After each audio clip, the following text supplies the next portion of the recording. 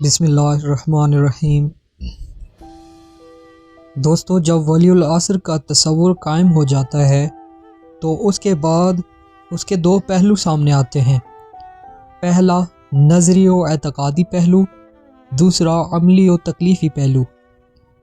یہاں ہم دوسرے پہلو پر بات کر رہے ہیں اور پہلے والے فکری و اعتقادی پہلو پر یہاں بات نہیں کرنا چاہتے، بلکہ اس کے بارے میں اتنا عرض ضرور کروں گا کہ گفتگو کے لیے میدان ولایت بہت وسیع ہے۔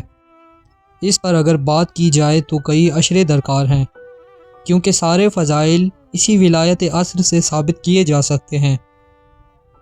آج جو مابین التشیع متنازع مسائل ہیں وہ سارے اسی ولایت عصر سے حل کیے جا سکتے ہیں، اور عالم اسلام کے باقی مکاتب فکر سے جتنے مناظراتی اختلافات ہیں وہ بھی اسی ولایت عصر سے حل کیے جا سکتے ہیں، اور سب اعتراضات کا جواب اسی ولایت سے دیا جا سکتا ہے۔ اس موضوع پر اخلاقی و فلسفی، سیاسی و عمرانی، معاشرتی و اقتصادی و سائنسی پہلوؤں پر بات کی جا سکتی ہے، اور اس کے عرفانیات اور روحانیاتی پہلوؤں پر بات کر کے وہ اسرار کھولے جا سکتے ہیں کہ جن کا متحمل کوئی مومن منتہم بھی شاید نہ ہو، ہاں جسے وہ ذوات متعالیات علیہ الصلاۃ والسلام پسند فرمائیں۔ دوستو، میرے عرض کرنے کا مقصد یہ ہے کہ اس اسم مبارک ولی العصر اور ولایت عصر پر 12 مختلف پہلوؤں سے بات کی جا سکتی ہے، مگر آج ہم اس اسم مبارک کے اس پہلو پر گفتگو کرنا چاہتے ہیں کہ جو ہمارے فرائض اور ہمارے رویوں سے متعلق ہے۔ دوستو، پاک خاندان توحید علیہ الصلاۃ والسلام کی پوری ظاہری زندگی ہمارے لیے درس زندہ تھی۔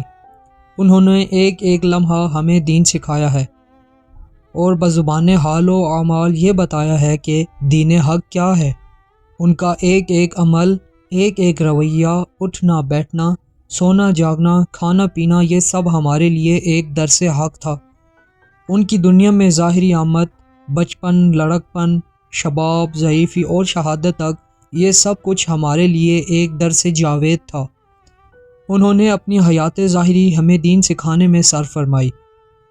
اب یہاں یہ سوال پیدا ہوتا ہے کہ وہ کون سا دین تھا جو انہوں نے ہمیں سکھایا ہے؟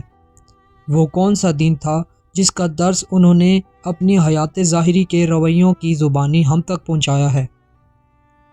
اس کا جواب یہ ہے کہ وہ دین یہ تھا کہ اپنے مالک سے کیسا رویہ ہونا چاہیے، اپنے مالک کی نصرت کس طرح کی جا سکتی ہے، اپنے مالک کے لیے کیا کیا کیا جا سکتا ہے، اپنے ولی العصر امیجیٹ گوڈ کے لیے کیا کیا قربانیاں دی جا سکتی ہیں، اور کس طرح اور کتنے پہلوؤں پر اس کی نصرت کی جا سکتی ہے۔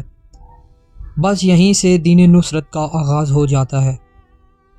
دوستو، آپ ایک بار پھر دیکھیں کہ پاک خاندان توحید و رسالت علیہ الصلاۃ والسلام کا ولی العصر اللہ جل جلالہ ہے، اور ہمارے ولی العصر یہی پاک ذوات متعالیات علیہ الصلاۃ والسلام ہیں۔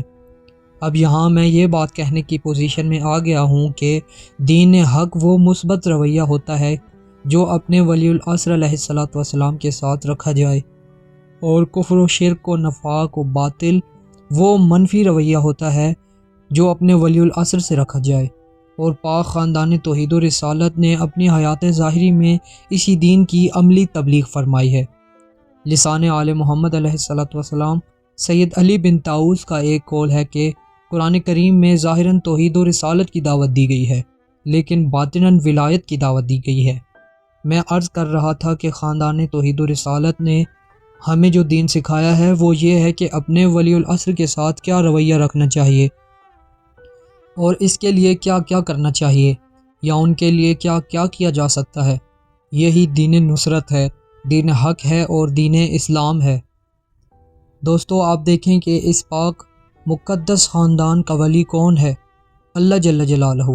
انہوں نے اللہ جل جلالہ کے لیے جو کچھ کیا ہے، یا جس قسم کی قربانیاں انہوں نے اللہ کے لیے دی ہیں، یا جو بھی انہوں نے اس کے لیے کیا ہے، وہ سب کچھ ہمیں اس پاک خاندان کے لیے کرنا چاہیے، اور جو ایسا نہیں کرتا وہ دین سے خارج ہے۔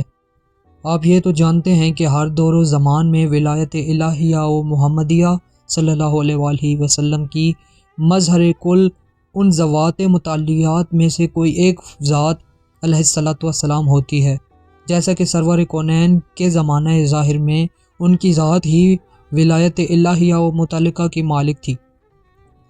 ان کے بعد خم غدیر پر اعلان ہوا تو مسند ولایت پر امیر کائنات علیہ الصلاۃ والسلام کو متمکن فرمایا گیا۔ ان کے بعد یہ سلسلہ چلتا رہا اور آج ہمارے شہنشاہ زمانہ اجل اللہ فرج الشریف اس نور اول کے واحد نمائندہ و ولی العصر اور ولی المومنین ہیں۔ دوستو، چار معصومین علیہ الصلاۃ والسلام نے ہمیں یہ دین سکھایا ہے کہ جو کچھ ہم نے اپنے ولی العصر یعنی اللہ کے لیے کیا ہے، تم کم از کم اتنا تو اپنے ولی العصر کے لیے کرو، کیونکہ ایسا نہیں کرو گے تو تمہارا دین کامل نہیں ہوگا۔